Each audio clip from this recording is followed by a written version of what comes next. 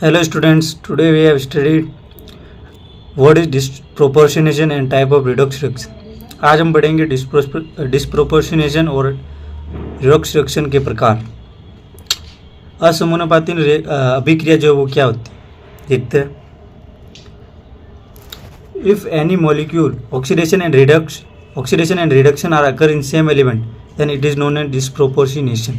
Disproportionation असमानुपाती अभिक्रिया जब किसी मॉलिक्यूल में अणु में या ऑक्सीकरण और अपचयन एक साथ हो रहा होता है एक ही एलिमेंट में, तो हम उसे असमानुपाती अभिक्रिया कहते हैं। टाइप ऑफ रिडॉक्स रिएक्शन के प्रकार तीन होते हैं, इंट्रामोलिकुलर, इंटरमोलिकुलर एंड डिस्प्रोपोर्शनेशन। तो इसके प्रकार को पढ़ते हैं ढंग से।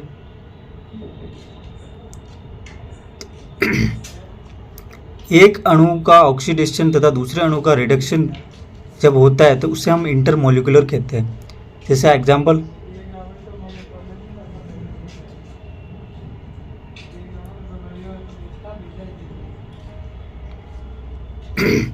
किसी एक ही अणु में एक तत्व का ऑक्सीडेशन तथा दूसरे तत्व का रिडक्शन अगर हो तो हम उसे इंट्रामोलिकुलर कहते हैं। और डिस्प्रोपोर्शनेशन, एक ही अणु में सेम एलिमेंट का ऑक्सीडेशन व रिडक्शन हो तो हम उसे डिस्प्रोपोर्शनेशन कहते हैं। एग्जाम्पल से समझिएगा, जब एक अणु का ऑक्सीडेशन तथा दूसरे अणु का रिडक्शन हो तो हम उसे इंटरमोलिकुलर कहते हैं। जैसे कि यहाँ हुआ है FeCl, Fe का जो है FeCl3 और SnCl2 अलग अलग है, तो यहाँ Fe का जो है वो क्या हुआ, रिडक्शन हुआ है, और Sn का जो है वो ऑक्सीडेशन हुआ है। इसी प्रकार इंटरमोलिकुलर में हम देखें तो इंटरमोलिकुलर में हमें क्या समझ में आ रही है, एक ही अणु में एक तत्व का ऑक्सीडेशन तथा दूसरे तत्व का रिडक्शन। तो ये देखिए, एक ही अणु में एक तत्व का ऑक्सीडेशन तथा दूसरे तत्व का रिडक्शन। KClO3 एक ही अणु है, इसमें जो Cl है इसका रिडक्शन हो रहा है, Cl-1 हो रहा है +5 से, और O3-2 जो है वो उसका ऑक्सीडेशन हो रहा है, ये 0 पे जा रहा हो। इसी प्रकार डिस्प्रोपोर्शनेशन में देखिए आप,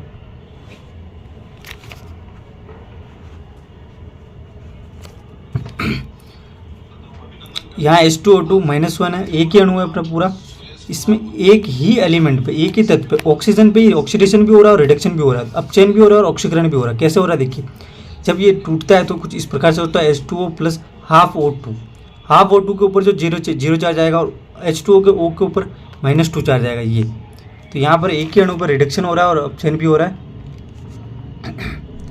अब हमारा अगला टॉपिक है इक्विवेलेंट वेट, जिसको हम कैपिटल E या EW से डिनोट करते हैं। इक्विवेलेंट वेट का मतलब क्या होता है, एटॉमिक वेट और मोलिकुलर वेट। एटॉमिक वेट और मोलिकुलर वेट ऑफ एलिमेंट और या कंपाउंड। फिर हम बात करेंगे उसके अपॉन N या वैलेंसी फैक्टर। N को वैलेंसी फैक्टर कहते हैं। वैलेंसी फैक्टर 4 तरीके के हो सकते हैं, वैलेंसी, उसके ऊपर जो चार्ज प्रेजेंट है वो, और प्लस त्यागे या ग्रहण किए गए इलेक्ट्रॉन, प्लस त्यागे जा सकने वाले H+ व OH- की संख्या। तो ये होता है। अब नेक्स्ट हम पढ़ते हैं पहला, किसी तत्व या परमाणु का तुल्यांकी भार कैसे निकालते हैं। Capital E is equal to परमाणु भार और अपॉन संयोजकता, यानी कि एटॉमिक वेट अपॉन वैलेंसी। तो देखिए कुछ एग्जांपल्स हैं यहाँ पर। जस्ट सपोज कि EH, अगर आपको इक्विवेलेंट वेट निकालना है H का, तो आप क्या करोगे, वैलेंसी फैक्टर कितना होता है H का, 1/1 कर देंगे, तो यहाँ पर 1 आ जाएगा। फिर आप EN, equivalent weight of nitrogen. Nitrogen का जो परमाणु भार है वो 14 होता है और उसके जो संयोजकता है वो 3 होती है, इसलिए 14/3 आ गया। इसी तरह कार्बन का जो परमाणु भार है वो 12 है और उसके जो वैलेंसी फैक्टर वो 4 है, तो इस प्रकार से यहाँ पर 3 आ गया इसका इक्विवेलेंट वेट। ऑक्सीजन का जो इक्विवेलेंट वेट निकालते हैं तो उसका जो एटॉमिक वेट है वो है 16 और उसके जो वैलेंसी फैक्टर वो 2 है, तो इसका 8 आ गया। इसी प्रकार अगर EMG का निकाले तो यहाँ पर आप Mg का जो है वो एटॉमिक वेट जो होता है वो 24 होता है और 24 अपॉन इसका वैलेंसी फैक्टर 2 होता है, तो यहाँ पर आ जाएगा 12 इसका जो है वो इक्विवेलेंट वेट आ जाएगा।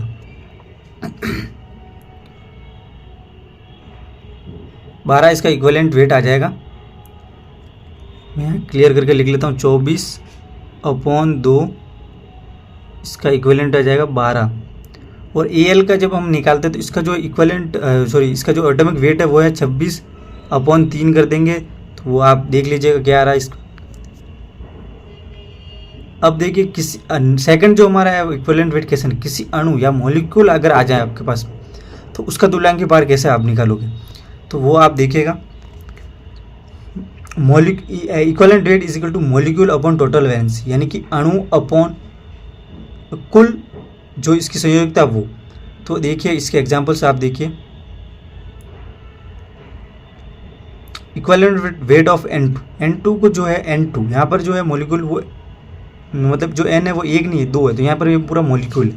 तो 14 × 2 करेंगे हम, 14 × 2 अपॉन 3 × 2, जो इसकी वैलेंसी फैक्टर है उसको भी 2 करना पड़ेगा, तो 28/6 आ जाएगा यहाँ पर इसका जो इक्विवेलेंट वेट है। फिर इसी प्रकार से जो इक्विवेलेंट वेट है O2 का भी हम निकालेंगे, तो 16 × 2 अपॉन 2 × 2, तो 32/4 इसका जो है वो इक्विवेलेंट वेट आ जाएगा 8 यहाँ पर।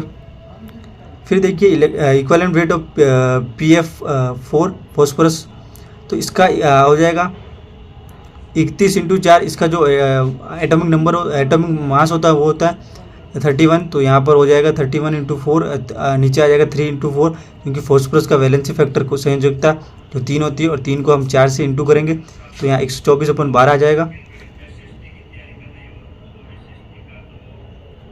ठीक है दोस्तों, ये हो गया। अब आगे तीसरा पढ़ते हैं हम, किसी आयन का तुल्यांकी भार कैसे ज्ञात करते हैं।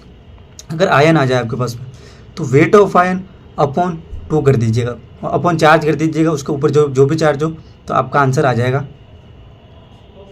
जैसे एग्जांपल देखिए, जैसे ले लिया कि यहाँ पर ले लिया हमने इक्विवेलेंट वेट ऑफ CO3 - 2 का जो इक्विवेलेंट वेट हम निकालेंगे, तो यहाँ पर जो भी इसका वेट होगा वो अपॉन 2, तो जो इसके चार्ज आ रहा है वो नीचे की ओर ले लेंगे चार्ज।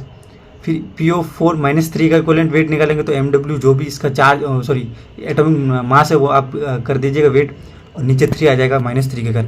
इसी प्रकार SO4 - 2 का भी इक्विवेलेंट वेट 2 नीचे आ जाएगा, NO3 - 1 नीचे आ जाएगा। तो ये इस प्रकार आप इसका वेट ऑफ आयन तो वैसे भी आप ज्ञात कर लोगे, उसको नीचे ये जो चार्ज है वो इसके नीचे रख दीजिए, आ जाएगा आपका इक्विवेलेंट वेट यहाँ पर।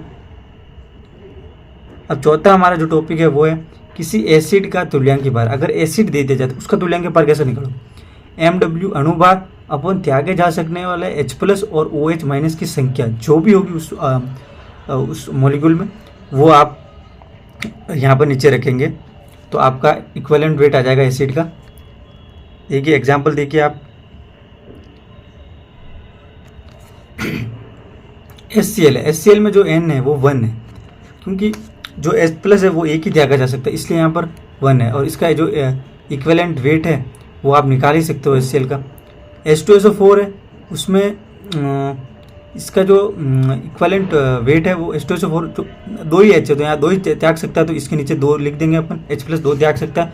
और अगर हम इसके H2SO4 की जो एटॉमिक मोलिकुलर वेट की बात करें तो वो 98 है, 98/2 कर देंगे, तो यहाँ पर 49 इसका जो है वो आ जाएगा इक्विवेलेंट वेट। फिर देखिए दोस्तों यहाँ पर CH3COOH, यहाँ पर जो है यहाँ का ये जो है CH3COOH का CH3 के जो है ना H+ नहीं त्याग सकता, केवल COH का H त्यागेगा, इसलिए यहाँ पर 1 आ गया, और ऊपर मोलिकुलर वेट आप कर दीजिएगा। फिर HNO3 का इक्विवेलेंट वेट हम ज्ञात करेंगे, तो यहाँ पर H का एक ही H है, तो यहाँ एक ही नीचे आएगा H+, और मोलिकुलर वेट आप फाइंड आउट कर देंगे इजीली। SCOH में भी यहाँ पर एक ही H है, तो यहाँ पर एक ही आएगा नीचे। आगे बढ़ते हैं हम। अब इसमें H3BO3 जो कि BOH3 बोरिक एसिड जो होता है, यह अरेनियस एसिड नहीं है, क्योंकि यह OH- लेता है, जो कि लीविस एसिड कहलाता है। अब ये OH- कैसे लेता है ये देखिएगा आप। अगर आप इसको इसी मेथड से करने जाएंगे तो गलत हो जाएगा, क्योंकि ये अरेनियस एसिड नहीं होता है, ये ल्यूइस एसिड होता है। अरेनियस के अकॉर्डिंग जो H+ देता है, OH- लेता है, वो H+ देता है वो ल्यूइस एसिड होता है, लेकिन ये H+ देता भी नहीं है और लेता भी नहीं है। इसमें होता क्या, इसके स्ट्रक्चर से हम जानेंगे, यहाँ 1 कैसे आया और ये कैसे आया, ये जानते हैं। जब अपन इसकी स्ट्रक्चर देखेंगे तो इस स्ट्रक्चर कुछ इस प्रकार से होगी। जलीय विलयन में जो H+ देता है वो एरेनस एसिड कहलाता है, लेकिन यहाँ जलीय विलयन में ये H+ नहीं दे पाएगा। जो H2O को जब हम इस प्रकार से तोड़ेंगे H+ और OH-, तो यहाँ जो बोरोन जो है वो इलेक्ट्रॉन डेफिशिएंट कंपाउंड है, इलेक्ट्रोफाइल की तरह बिहेव करता है ये। यहाँ पर क्या होता है कि जो OH- है वो यहाँ पर सीधा यहाँ जाएगा, तो यहाँ इसका जो ऑक्टेट है वो कंप्लीट कर देगा। OH- इसकी ऑक्टेट कंप्लीट कर देगा, 8 इलेक्ट्रॉन पूरे हो जाएंगे बोरोन के। यहाँ बचा H+। अब जब यहाँ ये OH- यहाँ जा रहा है तो यहाँ पर ऊपर जो है बोरिक एसिड के ऊपर माइनस चार्ज आ जाएगा, और H+, जो H+ आ रहा है वो वाटर से आया है, तो इसलिए हम इसको ल्यूइस एसिड कहेंगे, एरेनस एसिड नहीं है ये एक अपवाद केस। और जो इसका N है वो 1 आ जाएगा, वैलेंसी फैक्टर कितना आ जाएगा, 1 आ जाएगा।